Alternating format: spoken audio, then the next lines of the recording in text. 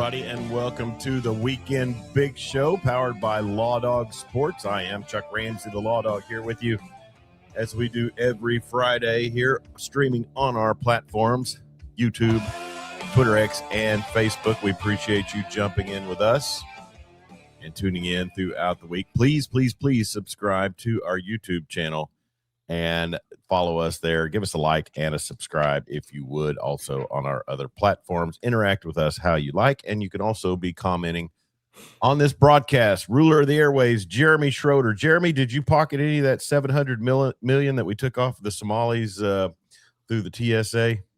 I tried, but no, there was to no avail. No, they didn't come through my airport, unfortunately. I just picture you, dealing with some guy and he said, "I'm the captain now."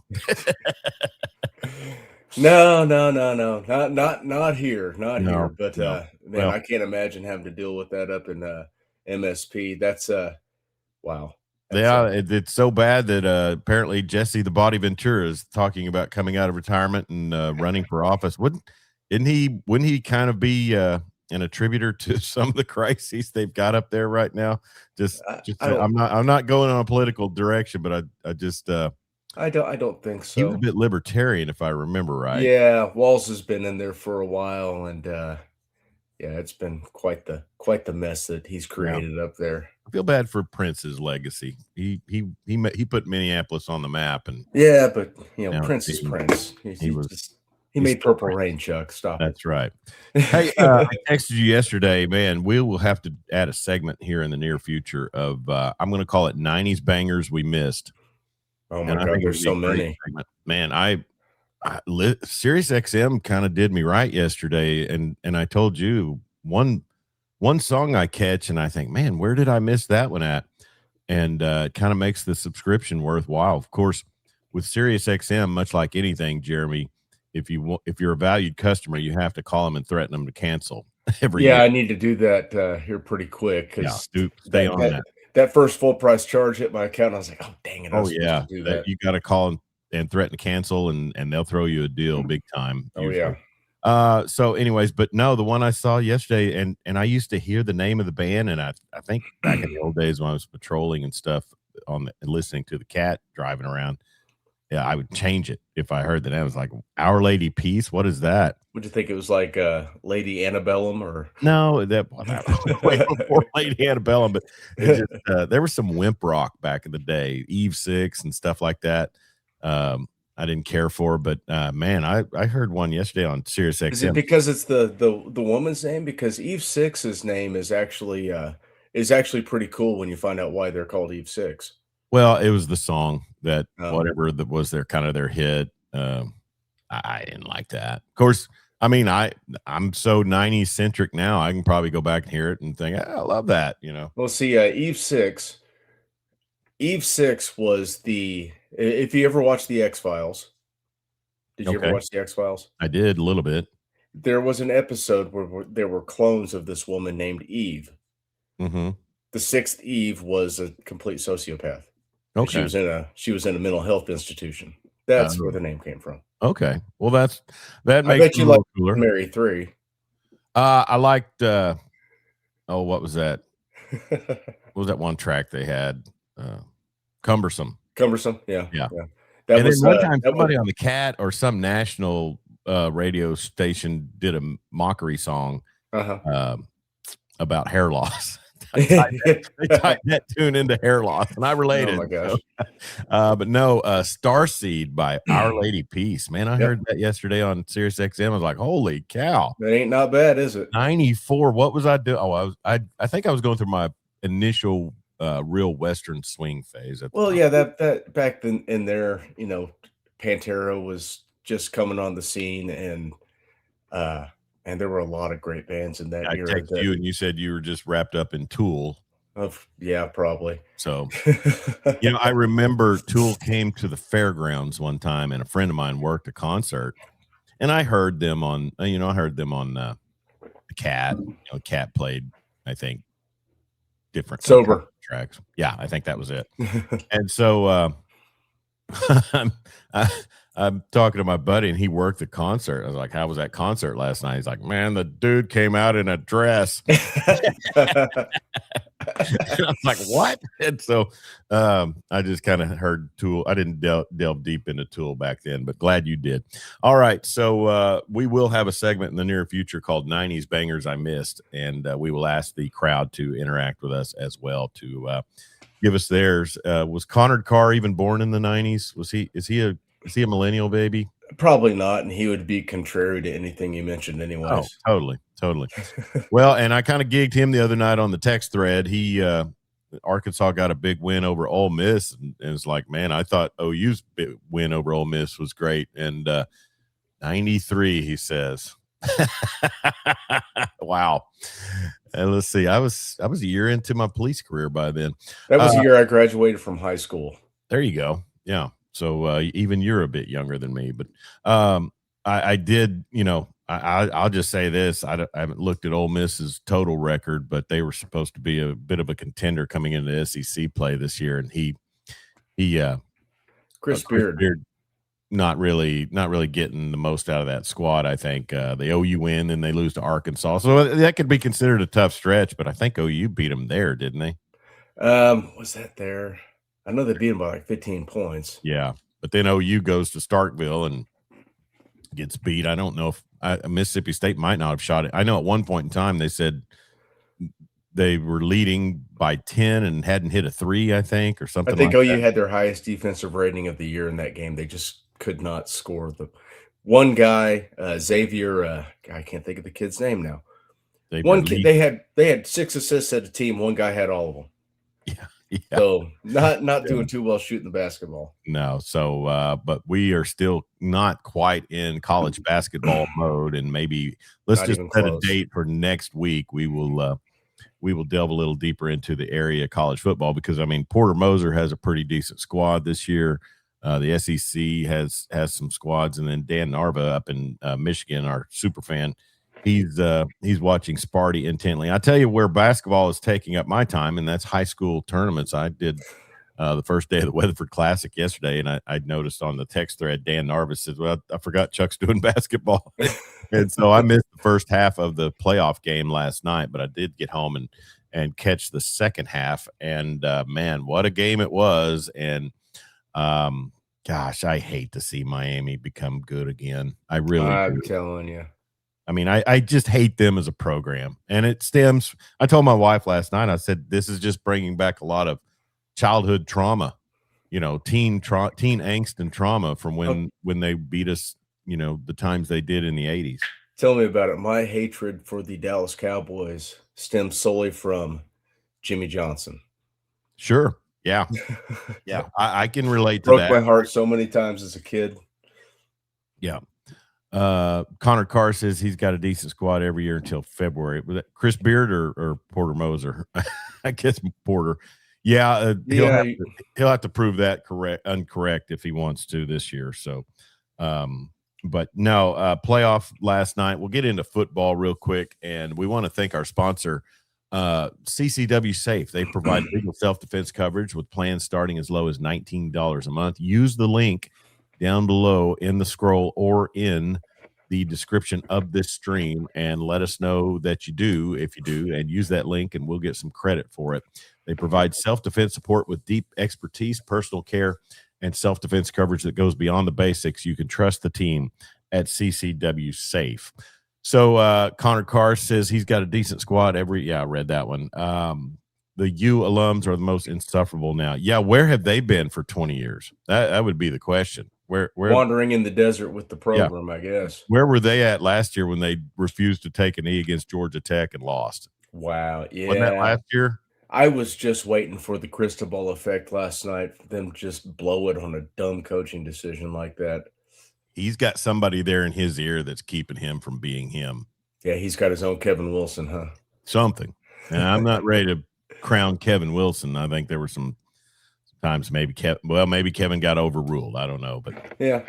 Dan Narva up in Michigan is correct, and he's on the comment line. Then he says to Ole Miss hater Connard, I realized while shaving this morning that God gave Arkansas a lot of neighbors to hate. Oh, they would hate people if they didn't have neighbors. So, breaking down the game just from what I saw, it looked like in the second half, you knew Trinidad Chambliss and I guess Keywan Lacey was fighting through a hamstring injury. Yeah, he pulled it on that long touchdown run. On the long touchdown run. And then, but I tell you, had the Ole Miss defense been able to stop Miami on that final drive, which took 3-something. Chuck, Miami did that they, through Mario Cristobal's genius, let Ole Miss stick around in that game. Yeah, and you know why, Chuck? Refusal to run the damn ball. They're pushing them around up and down the field. They can't stop them. So, hey, let's not do that anymore. It's working too well. They were more physical up front. Miami's got a damn good offensive line, and they were just pounding the rock early. And I think 89 plays, Ole Miss's defense is on the field. That's what they said. Ole Miss ran 8 plays in, I think, the first quarter. Wow. It was they had 8 minutes of possession going into the third. Heck, might have been into the fourth, because when they scored quickly. Mm-hmm. But when the way the game evolved, the team with the ball last was going to win it. And unfortunately, it had to be freaking Miami. Had to be freaking Carson Beck. Yeah. That big Skeletor-looking cranium of his. Pete Davidson. Yeah, he really is. Dan Narva says, or Connor says to Dan Narva, the Ole Miss hate is because of Houston Nutt and the baseball program. I would say there's something to that. Miami's running back is a total stud. They got a few guys that are total studs on that roster. Yeah. So we'll kind of chill out on the conversation between Connor and Dan right now, but but no, I like I said, the part of the game that I saw, it seemed like the Ole Miss offense did wake up some. They got the turnover against Carson Beck on the tip ball and then drove down, and that's a spot where you look at it in hindsight. It's always in hindsight. That's the spot where you look at it and say, maybe that should have been 4-down territory. That was a red zone turnover. They should have just ran the damn ball, and they would have scored a touchdown. Yeah. I mean, that's the thing about those great Miami teams. The year that they had a quarterback who was truly, well, let's just say the Testaverde years, which you would have to say Vinny Testaverde's probably one of the. I mean, Kozar was great. Testaverde was a great college passer. James Kelly. Yeah, well, I guess let's talk about the glory years when they were like contending for championships. Because did Bernie win he won the title against Nebraska, right? Was that Bernie or Kelly? I don't think it was Jim Kelly. Okay. I think that's a good question. I don't think Jim Kelly was so early in that batch. Yeah. Maybe he went in that draft with Elway and them, right?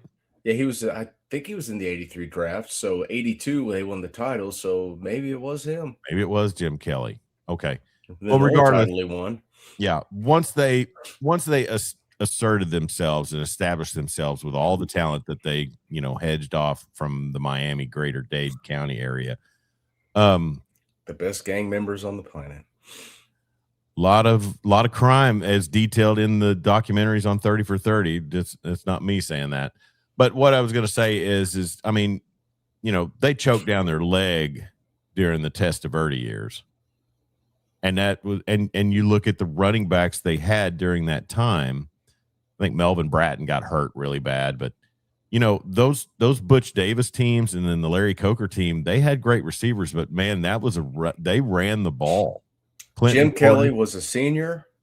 Bernie Kosar was a freshman on the 82 team. Yep. Okay. And that was Schnellenberger's. It was. Is that his last year there? Or? Oh my gosh. You know who was the third team quarterback? Who? Mark Richt. Oh, yeah. And a freshman sitting redshirting, waiting his turn, Vinny Testaverde. Okay.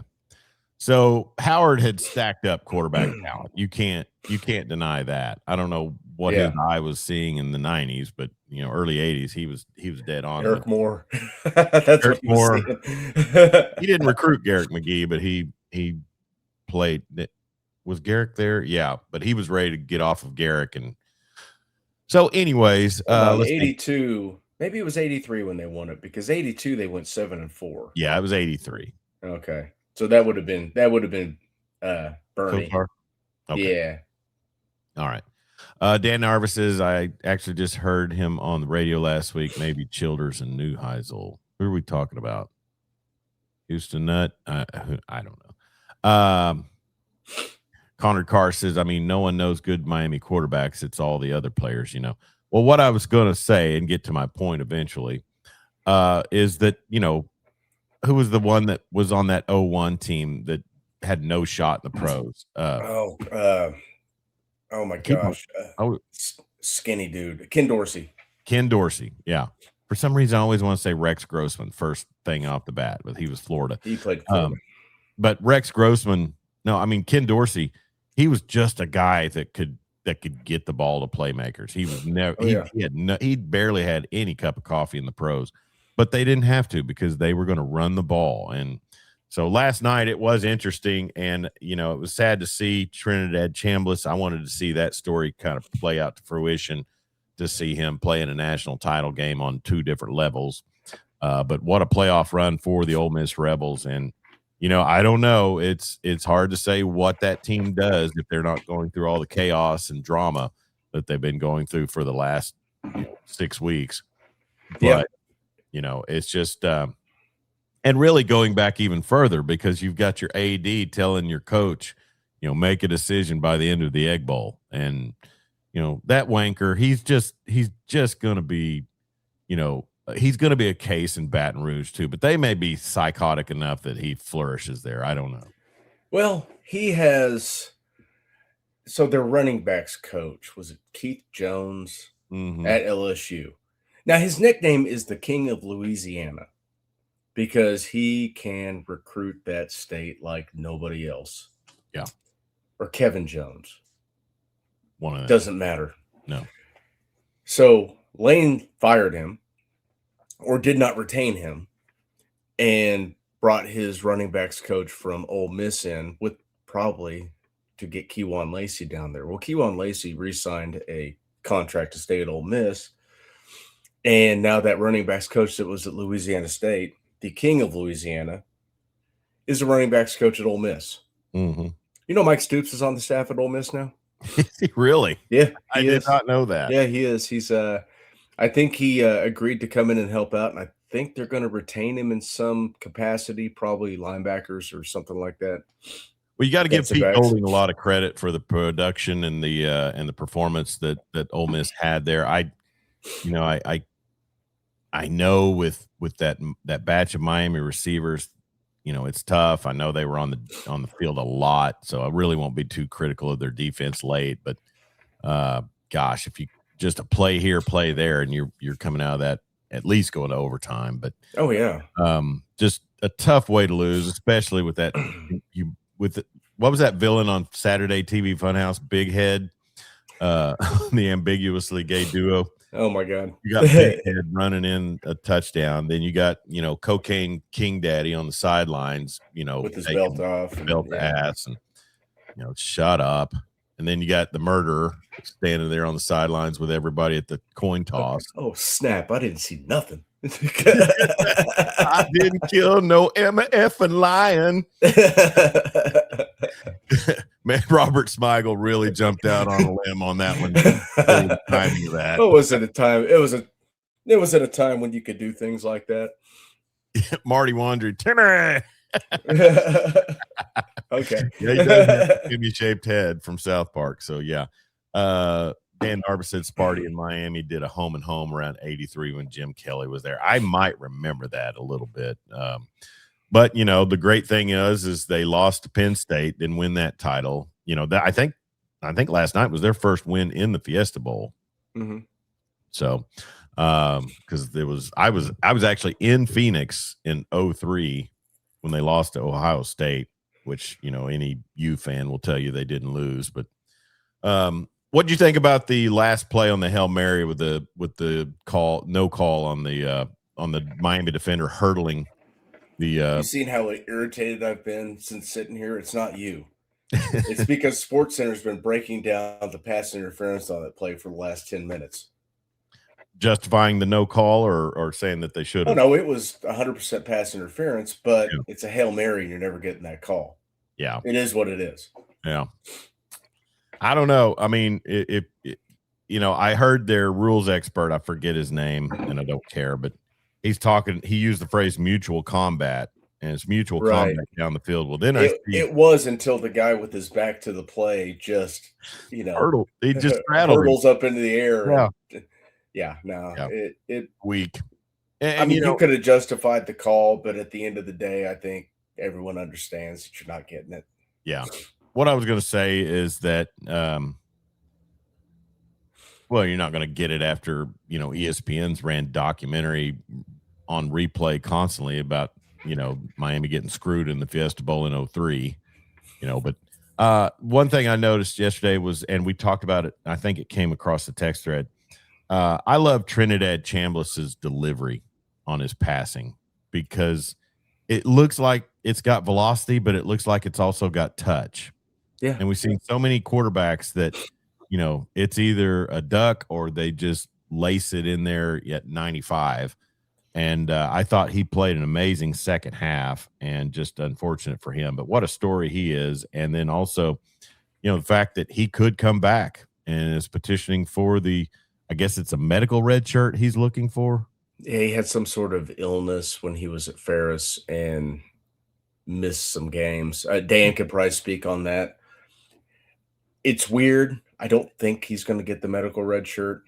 This could be the last we see of him before he's taken in the third or fourth round in the NFL draft and ends up being a 15-year starter in the NFL. At the very least, he's the Tyrod. He's the next Tyrod Taylor who can go in and just fill the gap. We had a kid here get a waiver for another year of eligibility for playing 3 games of lacrosse at another school 5 years ago. So anything could happen. We'll see. He got his waiver. Owen Heineke got another year. Owen Heineke will be back next season. I did not see that. That's some big news. It's going to be a white boy fall, man. You got the Sullivan kid and Heineke anchor in the middle of that defense. Yeah, Kip Lewis coming back. Kip, don't know yet. Seems like he probably will. Okay, I don't know. Still waiting on some contract negotiations. Well, He's got to get that grade. I think he's got till next week to declare. Sure. So still on the playoff game last night, it's just the coaching staff, the team, and the fans are just insufferable. There's as bad. I mean, they resumed being just as bad as they ever were. Yeah. And I put out a tweet, and Dan Narvis says Trinidad missed about all of the 23 season. He took over as a full-time starter when co-starter Carson Gulker, a new Spartan commit, broke his leg. Okay. And Connor Carr says, I hope he projects his lungs better than Tyrod. Protect his lungs. So, yeah, Tyrod with some injury bug. But so what I was going to say is that, I mean, they're back in force and just the bandwagon is open. All that green and white and orange is going to be, just flourished in everybody's face. It's up to Kurt Signetti to save college football and beat the Ducks and beat the Canes all in one season. Yeah. I mean, he has supplied the blueprint that most of these teams are following now. So hopefully the master can go ahead and win one more game. It's crazy that all 4 teams in the semifinal were coached by a Saban disciple. That was quite the endorsement of the Saban coaching tree. I would have to agree. And that is why Nick Saban is the greatest to ever do it. He really is. I mean, I've argued and he's pissed me off, and I've gotten tired of his shtick over the years. But at the end of the day, when you look at production and you look at the system and just the coaching tree, Now, I'll say this, it's it's apparent, that players were getting paid, at all. They've been getting paid at all schools. I'm not naive, but Alabama was forking over some nice cash to get all those recruits. But also on top of cash, because if cash were truly king, Texas would have about 5 natties too.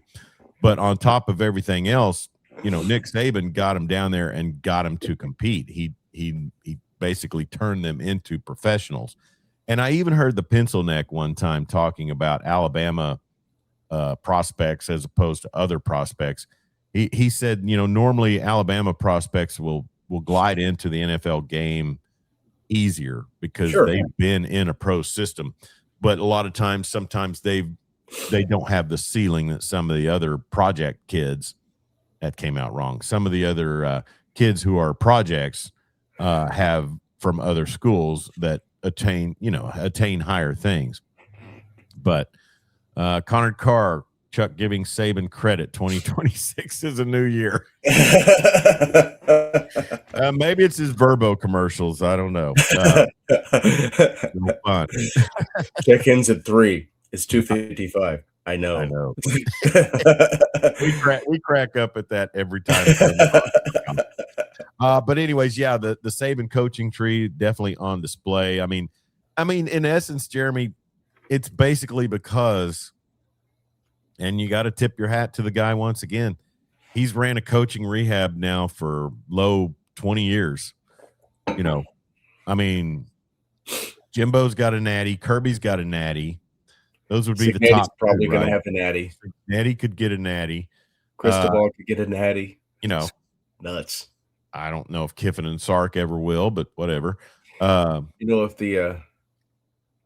the Lord would smile down upon us and just never let that happen, the world would be a better place than it is right now. But see, I look at them as Pete Carroll coaching tree almost. They did. Yeah, I would. They coached under Saban, but their formative years were under Pete Carroll and Norm Chow, right? True. Yeah. Yes.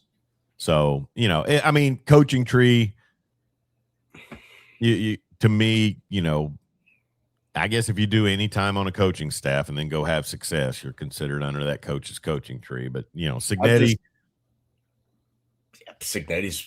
the best right now. Oh, yeah. Yeah. Well, and Golding, I think that guy showed a lot of things in this little run here. Yeah, you know who he consulted with about running the defense as a head coach, right? Tell me. He gave Brent Venables a call. Nice. Yeah. SEC, baby. SEC. This means more. When was I supposed to start chanting that last night after took the lead? There are a couple schools in conference that I would root for. And it wasn't Ole Miss until Lane left. Till Tosh Point So the Lane train pulled out. The Lane train pulled out of town. But Ole Miss is one of them. Mississippi State. I got a buddy that's a Mississippi State fan. It's Leach.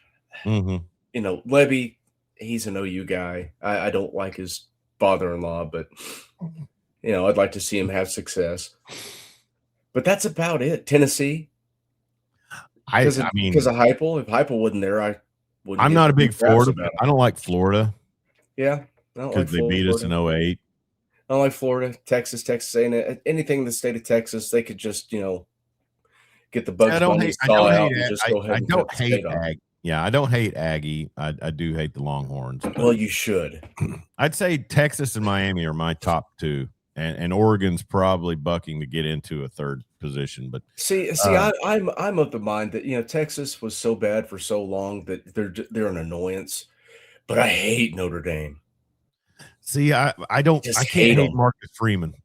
I like Marcus Freeman, but I do not care for Notre Dame. And this year, and the whining and the fallout from them not making the playoffs, that's why.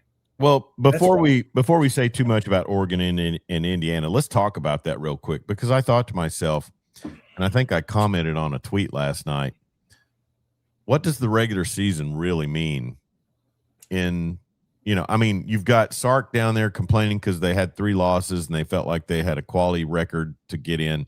You had Notre Dame with no quality, one quality win over a USC team who was, in the upper part of the top 25. And then Miami, who didn't even play, lost I guess 2 number conference 17 games. is the upper half of the top 25 now, huh?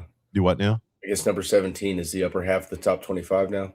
Well, if you split it in half, wouldn't it be? No. 12 and up would be the upper half. Yeah. Well, I mean, when I say upper half, I mean okay. God, going chronologically, man. Don't give Tebow his flowers. No, but what I was going to say is,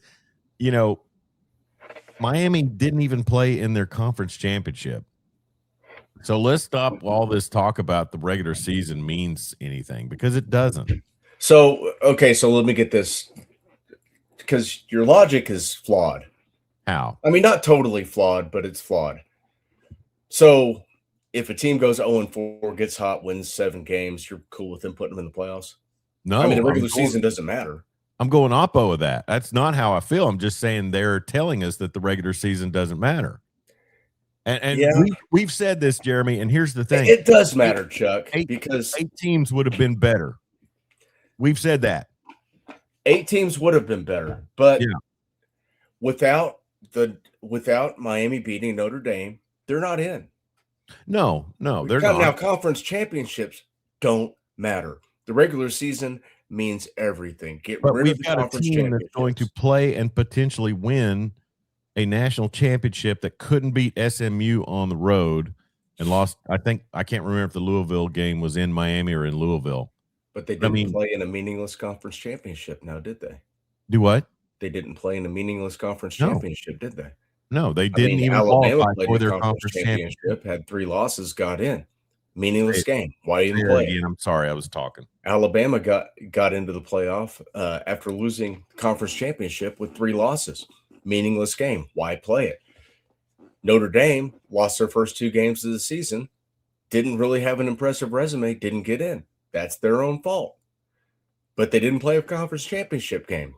It's a meaningless game. Yeah. So neither team in the ACC championship got in. Yeah. The ACC winner didn't get in because meaningless game. It's arbitrary. Tiebreakers, crap like that. That's not decided on the field. Get rid of them. Move the schedule up. Let's have this thing wrapped up by, I don't know, now. Well, now so I can get into basketball, because I can't right now, because I'm still college football, man. I'm still now you're sounding kind of coked up and like Dan Lanning. So all right. So Connor Carr has an interesting comment. Says Saban's got 2 trees, a family tree that consists of Signetti and Smart. Stark and Kiffin are his charity tree. They are the rehab. So they're the foster children. Yeah, they are charity tree cases. He's nailed that one. Rand Lindsay checking in. Good morning, men. And also Max Patton checking in from Beckham County. Morning, fellas. Max busy with tournament action as well. And then Dan Narva, one thing for sure, conference championships don't mean a darn thing if Miami wins, because Ohio State didn't play for it last year either. But in meaningless game. In 18-team conferences, how do you determine a conference championship anyway?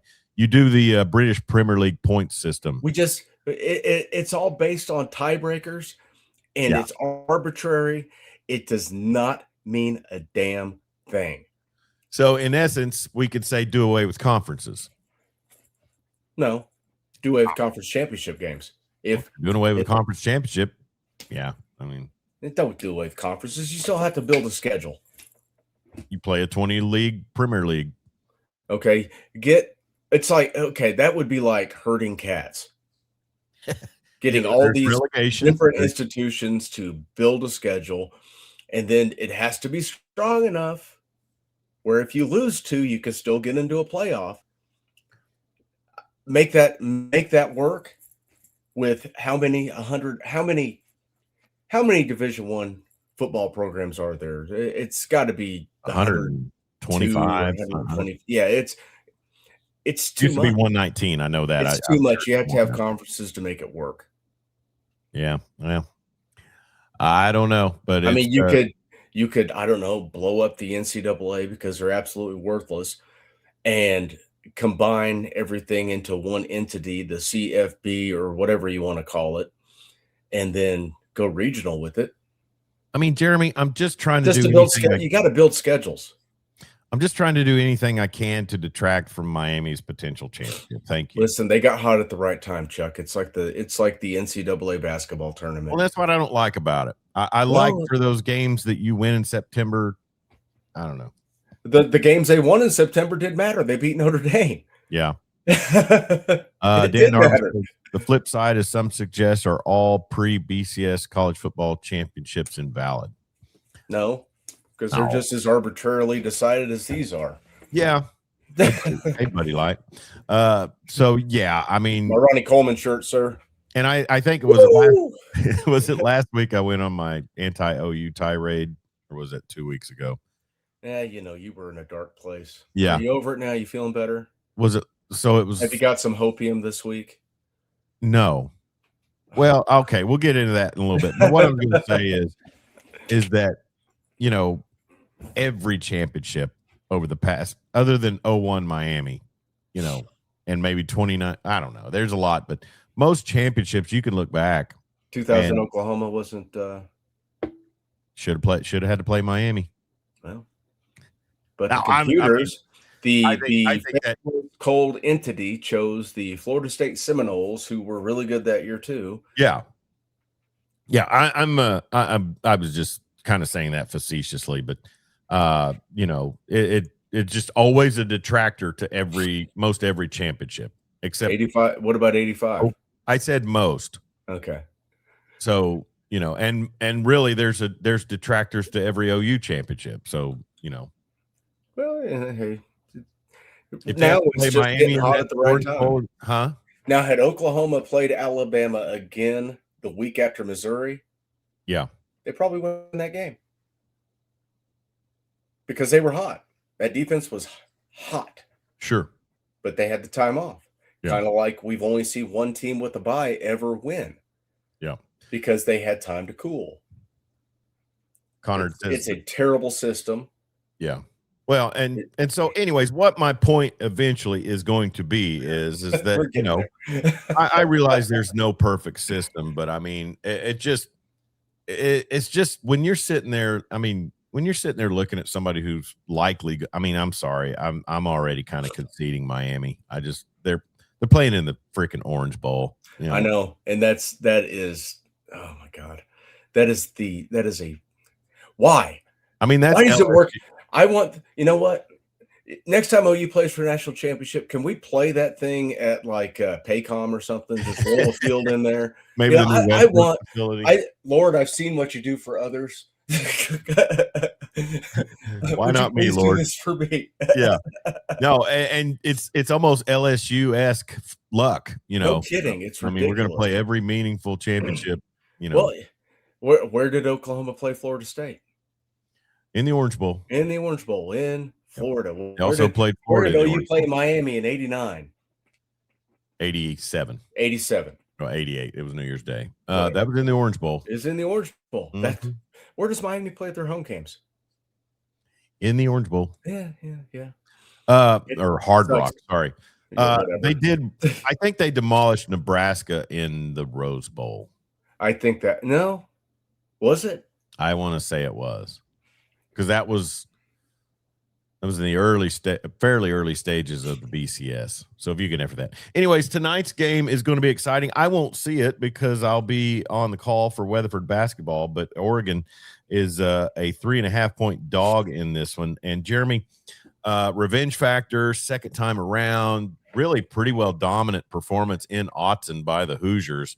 Do you see Kurt Signetti's squad, missing out on anything that they did do in the first game?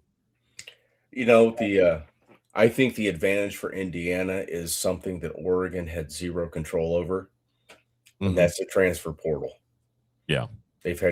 Oregon's lost 2 running backs.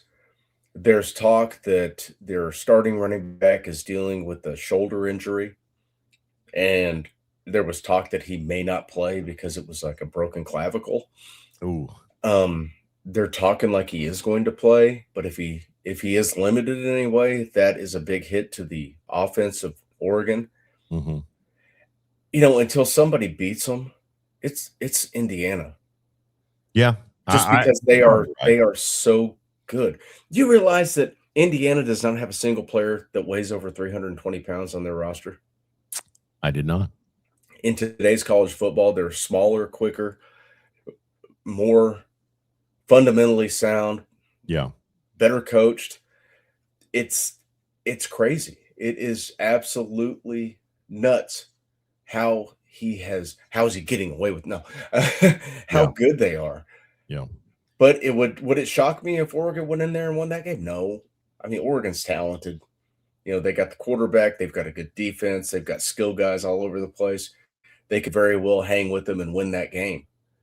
Yeah. It's a tough one. That's why it's only a 3.5-point spread. Yeah. Damon Schultz from A+ Roofing and Construction checking in, said close game tonight or Indiana runs away with it. I'm leaning towards the Hoosiers. I'm picking Indiana until they prove otherwise, because they've won every game. They've won every game this season in different ways, and they're they've got the X factor on the sideline. Yeah. Well, and you're exactly right. And Fernando Mendoza, I think he's shown extreme poise, throughout this whole run of theirs. They beat Ohio State too, and they did. And they do play. Just Damon Schultz saying he thinks they're nasty. They do play, and that's one thing that people have touted Miami for is kind of the violence they're bringing to the game, and they almost lost that game last night because of the violence they bring to the game. Sure, targeting penalties late, targeting call, late hit. The dumb dive in after the play's dead. That was some dumb stuff, but they managed to rebound. And then, but no, I like Cignetti. One thing Oregon fans have to wonder is, can you trust Dan Lanning in a tight situation? That's yet to be. I mean, I know. I think consensus would say no, but he has, just this will be the tightest situation he's had to deal with yet as a head coach. I think so. And I thought that Texas Tech could have success against them defensively, but then they really pitched a nice performance against the Red Raiders. I think there's some underlying issues there with the Tech offense at times, but I just, I think, like you said, in Cignetti we trust. And until proven different, he's just kind of revolutionized what football can do as a team, and we'll see. I mean, hopefully, in my hope, he's riding that all the way to a national title, because it would just stick it in the craw of all of the cocaine money in Miami and all of the Nike money from the sweatshops in Eugene, Oregon. Yeah, Cignetti is all the best parts of Saban. Cignetti can save our country. Cignetti can save our country. Hey, I gush about the guy, but facts are facts. Oh, he went to a school that has had zero success historically, and he's a game away from playing for a national championship. It's amazing. If you think about it, over our time since 2018 doing this program, we've pretty much just been we're the Statler and Waldorf of all things college football, and like to mock the stupidity but when somebody's legit, like Damon Schultz says he is, we give them their props. Yeah, I mean, Saban gets his props. I mean, he may not be the most likable guy, but man, it took me a while. You won 6 natties, and then knew when to step away when it's like, I don't want to deal with this crap, and got the heck out. And good for him. I hope he is truly retired. Mm-hmm. But Miami might, give it time. The U might have a downturn. Maduro's out in Venezuela. Cocaine's not going to be flowing so freely into the South Keys. Trump keep blasting all those boats, bringing them their supply. That's right. Maybe they need to send Delta in to remove Mario Cristobal. I think they'll have to use Delta to remove Michael Irvin. Anyways, so yeah, it will be an interesting game tonight. Like I said, I'll I might be able to catch the second half. We'll see how long the Weatherford Classic goes into the evening.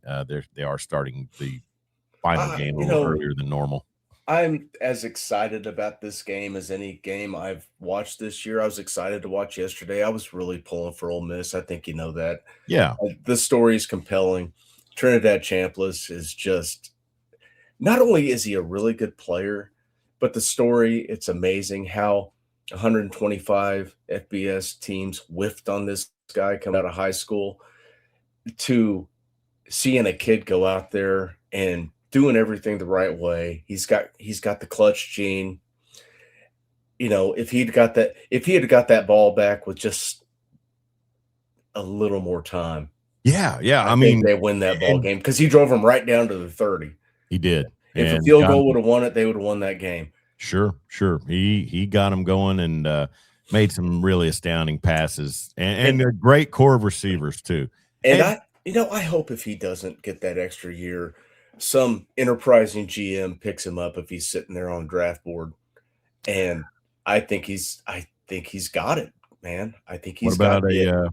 What about a future replacement for one Patrick Mahomes? Is he going to be willing to sit for 10 more years? Well, you said 3rd or 4th round draft pick. How many years? Mahomes is 29 years old, man. Oh, he's done after 3 more years. He's soft. Wow. He is. That old squad got soft overnight because of Taylor Swift. You know, they've got an absolute terrorist as the offensive coordinator, and Matt Nagy was not retained. And Matt Nagy somewhere else. Someone's going to hire him as a head coach, and it's going to be cinema watching him fail again.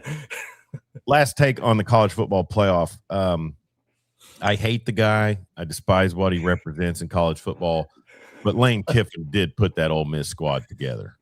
And he did put him in a terrible position when he left because he's a giant douchebag. He is, but I mean, what a program they have going on down there at Ole Miss. I mean, he worked the portal, he recruited well, he did a great job putting that team together. And the fact that he said he cannot sustain success at Ole Miss when he has sustained success at Ole Miss, I mean, tells you how truly delusional he is. And here's the thing.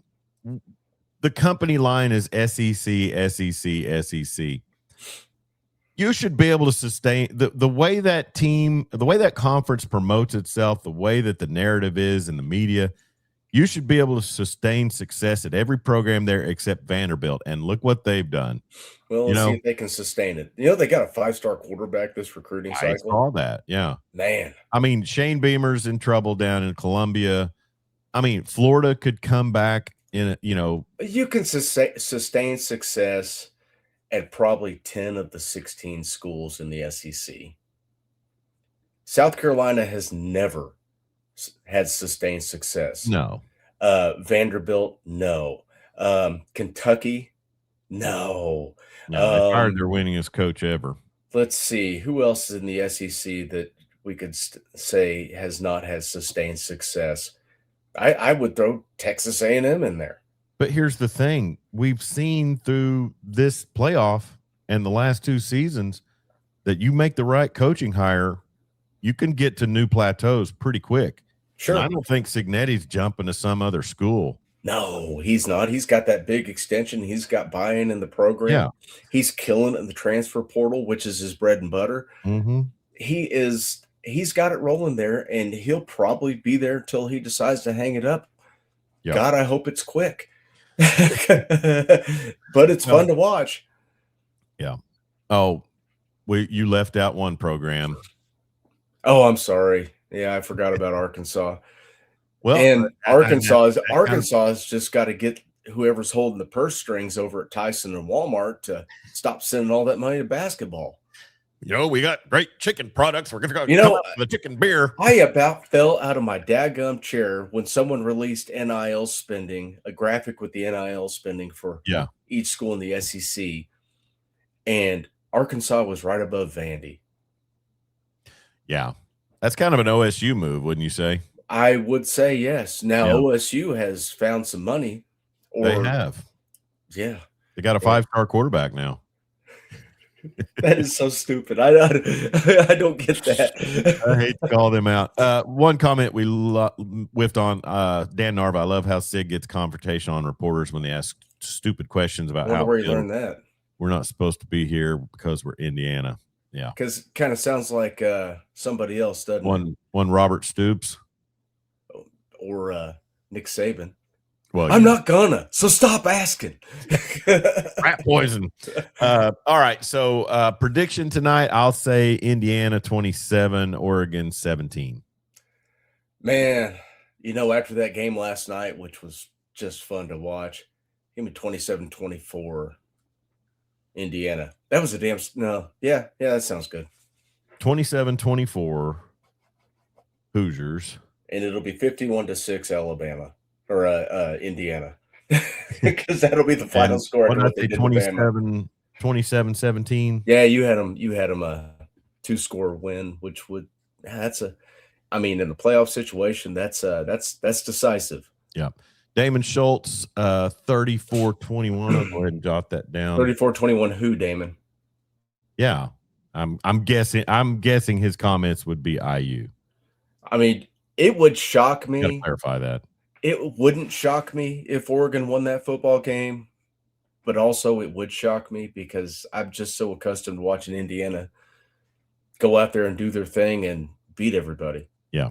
Well, and that's the thing about after Oregon beat Tech and so much Twitter fodder was just Oregon fans, dogging Tech. Well, you have just as many national championships as Tech has. I know. In the 20 years, I know. 25 years. Tech is learning our pain right now. They're learning. Yeah, but Oregon, they played won with Mariota, maybe 2 playoffs back in the early stages. I can't remember, but they lost and they don't have a natty. So back when Chip was up there. Was that Chip or was that I think it was Chip Kelly? I thought it was Mark Halpern that might have been in their playoff. Anyway, Connor Carr, 31-28 Oregon. All right, so we'll write that one down too. No contest here, no prizes, but the Cocaine Bear's going to get him one, huh, Connor? Cocaine Bear. Ooh, I just put Connor 31-28 OU. So if Oregon wins, is there going to be an arrest on South Beach from Lanning hanging out with Michael Irvin? Oh, totally. There'll be a big it's gonna look like Scarface up in there. Yeah, there'll be a big mountain of powder on top of a desk, and Irvin and Lanning will be sitting there just partaking. All right, we got to get out of the college football playoff. There has been a ton of portal action, a lot of hiring going on, and one humongous hire down in Normantown was the hiring of former Dallas Cowboy. Is Witten a Hall of Famer? He will be. He will be. He hasn't been retired long enough. Jason Witten, the new tight ends coach at the University of Oklahoma, a massive swing there for Jim Nagy, and to bring in a big time name. I mean, what do we know about his true ability to coach tight ends? Well, you got to get them before you can coach them. And I'm telling you right now, having Jason Witten as your position coach is going to bring some dudes in. I saw an interesting tweet because his son is a 5-star recruit at linebacker from the private school. That don't hurt either. Well, somebody took his profile and retweeted it and said only a 5-star because of his name, playing at a little private Christian school. And I was like, oh, touche. But yeah, big hire. I saw an interesting tweet yesterday also. It said your ex-girlfriend when she sees your new girlfriend or something like that. Or the guy, you versus a guy she told you not to worry about. That's right. A picture of Joe John and Witten. So, man, some rough stuff on social media. But, yeah, I mean, it's got to be a good hire. But let me ask you this. And I was looking at the OU roster because I wanted to confirm when you threw out that C.J. Nixon was 6'3". We had him for 4 seasons at 6'5", 6'6". Didn't know being at Norman would shrink you, but usually if Robert Anthony Stoops was still the head coach at OU, CJ would be listed at about 6'11". Yeah, that's true. Very true. I'm looking at a picture on the wall of one CJ Nixon when he was a sophomore after the Weatherford Eagles won the area tournament. That would have been 2023. And I'm 6 foot and have even touted myself as 6'1". And he's a good 5 inches taller than me right there. So I don't know. I mean, but anyway, so long story short, and to drag out the point longer, I'm looking at the OU roster, and I get down to the coaching staff, and then I get down to all the offensive analysts and all the assistant to the general manager and all. I mean, they have become a massive bureaucracy in this time of NIL, which I understand is necessary, and I get it, and I understand all the swagger with the hire of Jim Nagy. But let me ask you this. Coaches are a bit autocratic at times, head coaches. And maybe BV, maybe Venables is a little different, maybe BV is a little different with his, attitude towards the job. Do you think Jim Nagy could move in on Kirby Smart or Nick Saban or, even now Cignetti? I mean, are there going to be varying levels of these general managers and how they operate with the different coaching styles? Because I just thought, well, what if Brent Venables doesn't really like Jason Witten? I mean, I'm sure that Venables had to sign off on the hire. I mean, that is his staff. Okay. There right now you're seeing with the advent of the college GM, they're doing all the stuff that's taking away from the X's and O's.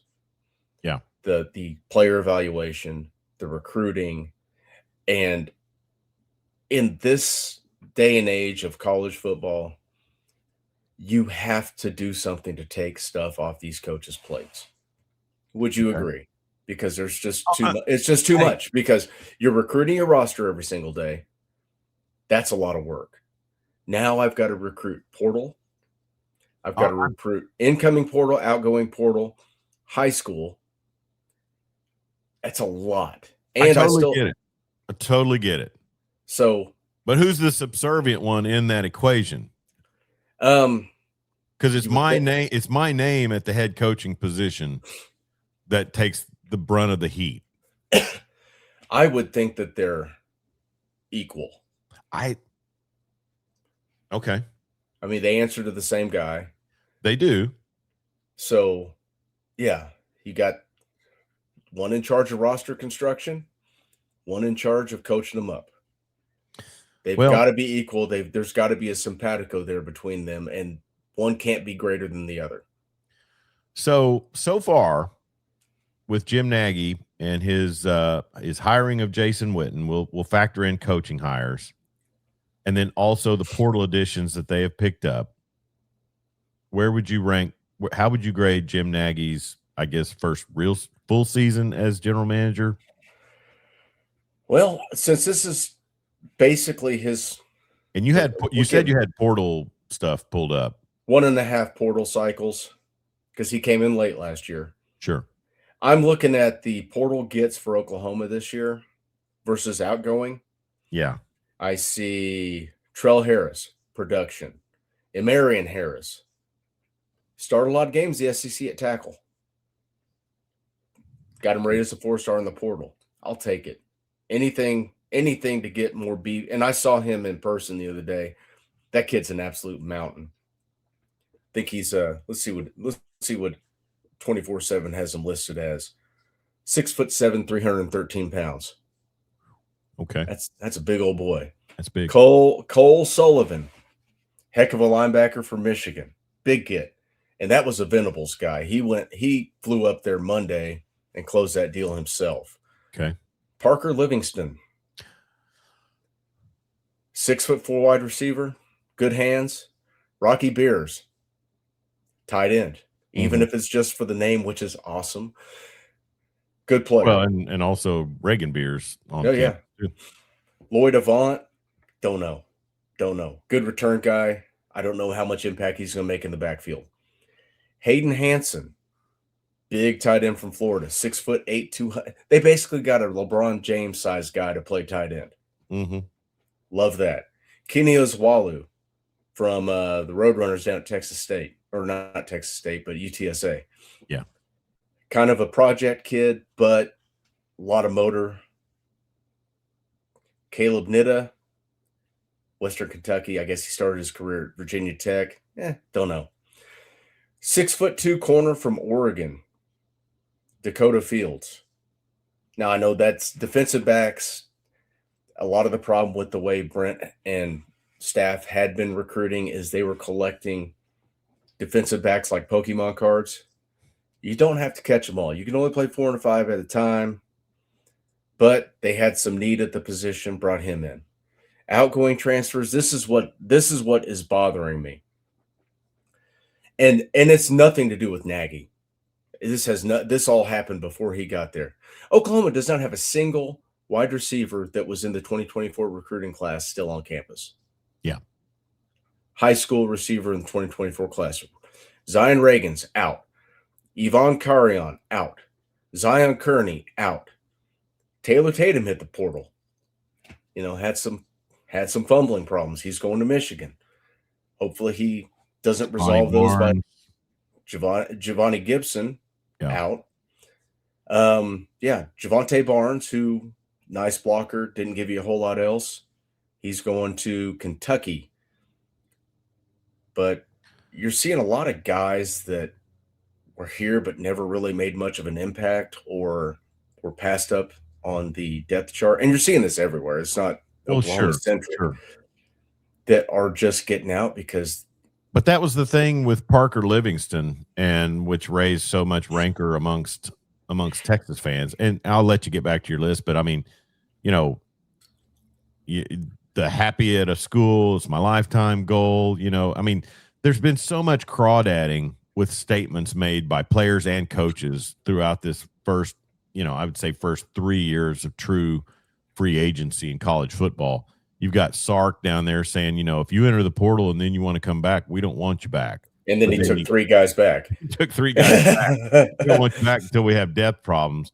And then Livingston, who was Arch Manning's roommate and had a breakout season. And I don't know if he saw the writing on the wall. I thought his tweet, putting out his statement he put out about entering the portal kind of led some to believe that there was talk that they didn't pay him money owed. Oh, wow. See, that gets into even another deal. But I just – so did you give me a letter grade on Nagy? I'll give him a B+ right now. We'll see. What do they got to pick up? Because there's another port. Have they already done away with the spring portal? Yes. Okay. But there's talk of that moving back, that the only portal will be in the spring. Yeah. So, I like a lot of the moves he made. I like the moves he made at tight end. Sure. I like the big tackle from Arkansas. The Sullivan kid at linebacker, I think, is going to be a plug-and-play guy right away. You're getting Heineke back, so you're going to have those two in the middle. Hopefully Kip Lewis is coming back. Linebacker's not going to be an issue this year. You need a big season again from Taylor Wine, and you need Danny Okoye to step up and show some of the potential he's shown, I think. And he played well, but you still have PJ Adebaware, who, when he was on the field, made plays. Oh, the linebacker that transferred out. Kip Lewis. Not Kip Lewis, but Kobe McKenzie. No, him, but there's another one they lost. Oh, Sammy Omasigo. That was him, and the D tackle probably have that that defensive side reeling a little bit. Yeah. Marcus Strong was going to play a lot of snaps this year. He ended up transferring over to Clemson.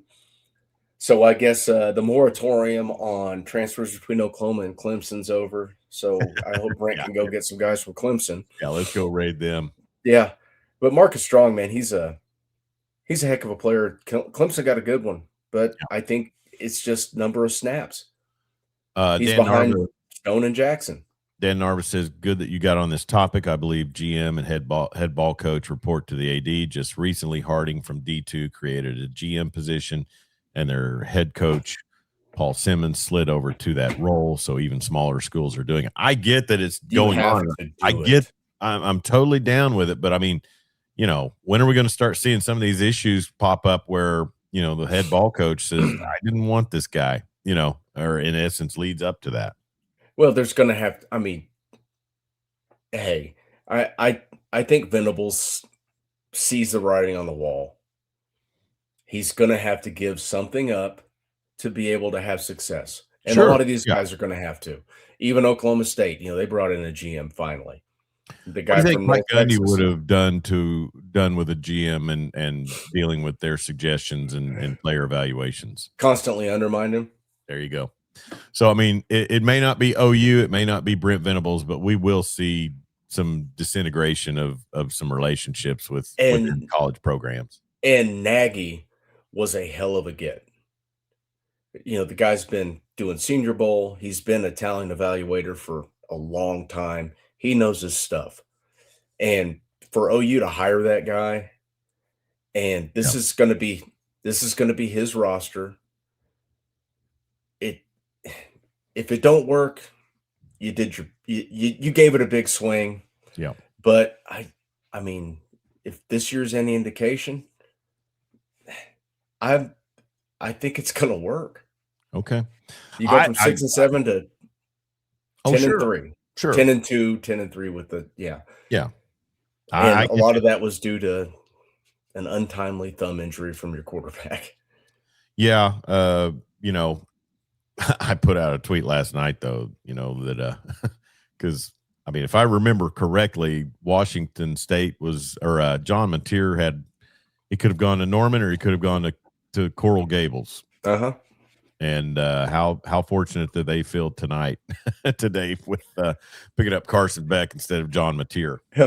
I mean, in Miami's offense, you can be a screen merchant. And well, that's true. And and that brought up a point that from last night's game that you mentioned. I mean, I'll give Sark credit. He realized that he could get more out of Arch Manning by just playing the edge, those quick outs to the edges, and you got fast receivers, and then they're constantly biting up on it. I mean, that was an extended run game, right? Someone was mentioning that last night. Is Carson Beck, is he going to go high in the No. He's throwing screen passes all night. He threw a duck to Marion one time last night on a post. I don't think it got tipped. He's not Cam Ward. No. Cam Ward was slinging that rock down the field. I mean, Carson Beck, he's got a good arm. I mean, he throws those screens just to get the middle third open. And then, he's pretty accurate. He's good enough. But he's no, he won't. I don't know what he could do in the league, but anyway, I look at him as a guy who's a career backup. So you had texted me either yesterday or the day before, and I think there were some comments about Sark maybe kicking the tires on the NFL, and then also their portal situation is just totally chaotic. Weird. But then I see last night a couple of tweets. They're pulling in a big linebacker from Pittsburgh who I think was an all ACC guy. And then I think they're getting a D tackle from LSU now. So interesting situation. I guess Cam Coleman visited Lubbock yesterday. So I'm sure he took a bath in $100 bills while he was there. And it's not like, because there's 7 jobs open in the NFL. Yeah. And there are good jobs open in the NFL. That's the only reason I mentioned that. If it was like, the Browns, no. I mean, Miami's a good job. The Giants is a good job. They've got a quarterback. They've got a decent roster. Baltimore's a great job. Atlanta, I mean, he spent time as an offensive coordinator for the Falcons. Mm-hmm. He can bring his own GM in. Yeah. I mean, there's some attractive openings that he's going to have to think about and look at. Yeah. We want to thank A+ Roofing and Construction for sponsoring our program. Give them a call if you have roofing or construction on your home needs. in Western Oklahoma or in the metro. Damon Schultz, our good friend, is the owner of that company, and I trust him immensely. Call him at 580-772-7587 as you see it down there on the scroll. Give them a call if you have any construction or remodeling issues, things they do there, and their roofs are all great quality roofs, and Damon won't just tell you need a new roof just because he needs a gig. He will let you know, now I think you're okay. And then also, Jeremy, I say that, and we'll probably promote them a little bit higher because it's already tornado season. I know. I woke up yesterday morning to thunder. Like, what in the heck is going on? And then I wake up yesterday morning and I see Purcell had damage. Shawnee had damage. I mean, it's January storm season. We have two seasons in this state. It's going to be snow on the ground in April. Yeah, exactly. All right, so let's start making our way out of here, Jeremy. I tell you, it's going to be a fun night. It's a great weekend. We don't even really delve into NFL playoffs, but they'll get started. Sorry, you won't have a team to root for in this year's playoffs. It's okay. I need a break. You and Marty can get together and cry. Do some hate watching. That's right. So anyway, he is Jeremy Schroeder. I'm Chuck Ramsey, the Law Dog. We are the Weekend Big Show powered by Law Dog Sports. We are Law Dog Sports. We have been since 2018, and we talk sports here with you. I hope you have a great weekend, amigo. You too. And we appreciate you tuning in. Thank you to everybody for the comments. And we want to remind you also to check out our sponsors, and then we will tag them in the social media posts. But also, we want to remind you to check out CCW Safe. And you want to always make sure, there it is, make sure you and your family are protected. CCW Safe provides legal self-defense coverage with plans starting as low as $19 a month. Visit the link there in the scroll or in the description of this broadcast and check out the plans and use that link if you do. It's self-defense support with deep expertise, personal care, and self-defense coverage that goes beyond the basics. You can trust the team at CCW Safe. I know I sure do. Jeremy Schroeder, Chuck Ramsey, the Law Dog. Be safe out there. Don't text and drive, and sure don't drink and drive. Follow me this weekend on social media as I will be calling the Weatherford Classic today and tomorrow for Weatherford basketball. It's going all day long right now. The Weatherford Junior Varsity is trailing Elk City 17-6. That's on Weatherford Eagles TV at right.media. So check that out. Be safe, and we'll talk to you next week.